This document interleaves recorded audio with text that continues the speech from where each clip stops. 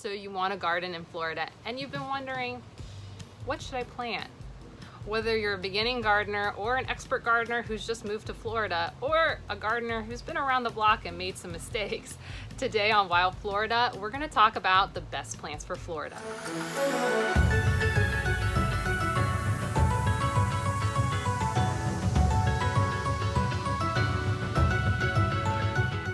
Hi, I'm Jacqueline the Wild Floridian, and welcome to my series on gardening in Florida. This series focuses on the unique way that we garden here, from what's the right time of year to the right type of plants and other strategies that you need. To make sure that you don't miss any of the tips that we've given along the way, go ahead and click on this card right here, or you can wait till the end of the episode and a card will appear in one of these four corners. Okay, let's get into it. Let's talk about the best plants for Florida. So before we get into the best plants for Florida, let's just talk about what works in Florida. While you can make some temperate climate plants, temperate just means, you know, those places where they actually have winter with the snow. Those can work here, but they don't work as well here. What really works well here is things like, things from the subtropics and the tropics. Like, have you ever thought about the jacaranda from the Amazon forest? Or, let me think. Oranges from Asia. Or maybe opentas from the Saudi Arabian Peninsula / a bit of Africa. See, those things like to work here because they're from the subtropics and the tropics, which is why we don't have to put as many resources into them to make them survive. So what's better for us to grow here is things that want to live here. So let's start there. But let's also get into some definitions. Make us do a vocabulary lesson right now. I know, right? Really? Yes, really. Let's go over some definitions. So a lot of beginner gardeners don't know some of these terms, which is why I want to make sure I go over it. So let's talk about Florida native plants versus exotic plants. Yes, this is a big difference. That is a difference.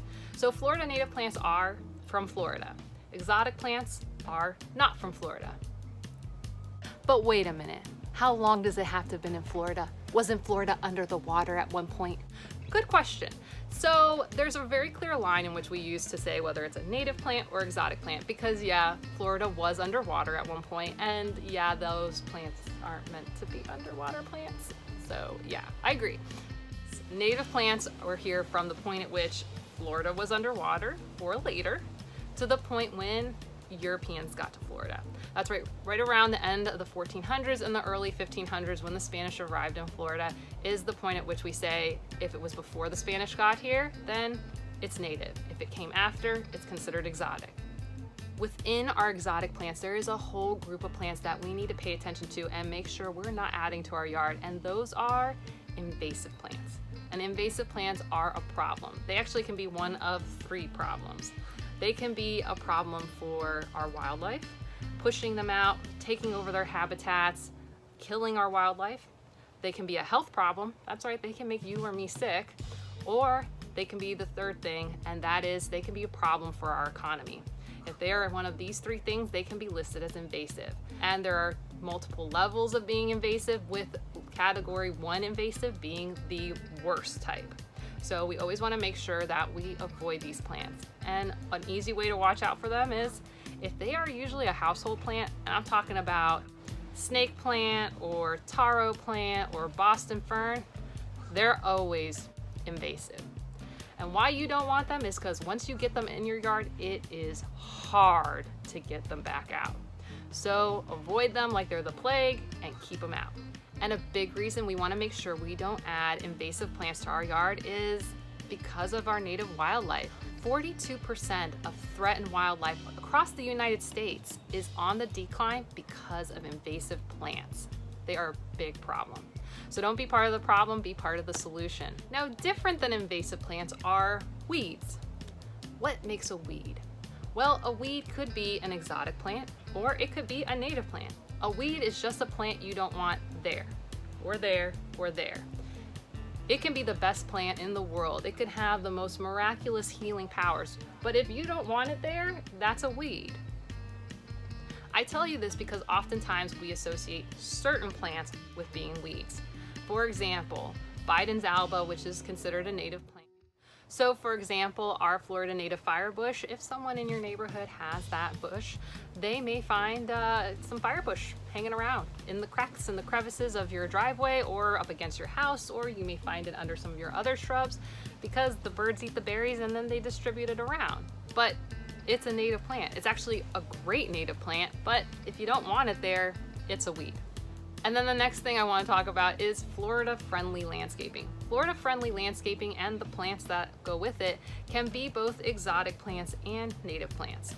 University of Florida carries the master list of what's considered a Florida-friendly plant, and so you can always check out their website. I will put the link down below.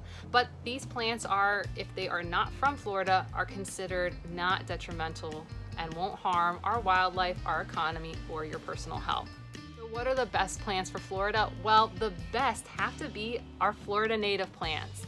Whether you're going for a southern magnolia, or you're gonna have a sable palm, which is our state tree, or you wanna think about having an edible plant like papayas or beautyberry, or you wanna have one of the hundreds of types of wildflowers that grow here natively, Florida native plants are going to be the best for your yard.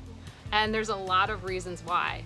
One is that they're easy to grow. They were growing here before someone tried to take care of a yard. So hello, they'll grow really well in your yard. They're lower cost, they're easier to manage, and they do great things for our climate and for our wildlife. So consider always putting in Florida native plants first. And while it might feel like this is a lot to take in, hey, I got you covered. Let's go over 3 Florida native plants that just everyone loves. When it comes to starting with Florida native plants, no plant is better for almost the entirety of our state other than the firebush. It is beloved by native gardeners all across the state. Why? Because it brings in the bees, the butterflies, and hummingbirds, creates habitat for our birds, and it is just an overall awesome and beautiful plant. And if you love having butterflies in your yard, number 2 is gonna be milkweed. With over 20 native varieties, this plant hosts all those cute little cats. That's what the people in the know call caterpillars. And while the plant will often look scraggly most of the time, because man, they are voracious eaters, just chowing down constantly, it will track the butterflies. Eventually, when the plant flowers, you're gonna be ready to have butterflies all across your yard. And with native plants, you can get rid of a traditional lawn.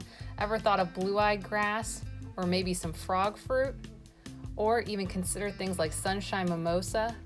But at number 3, one of my favorite ground covers that can work all across the state, from the sandy dunes into your regular suburban yards, it's got to be Dune sunflower.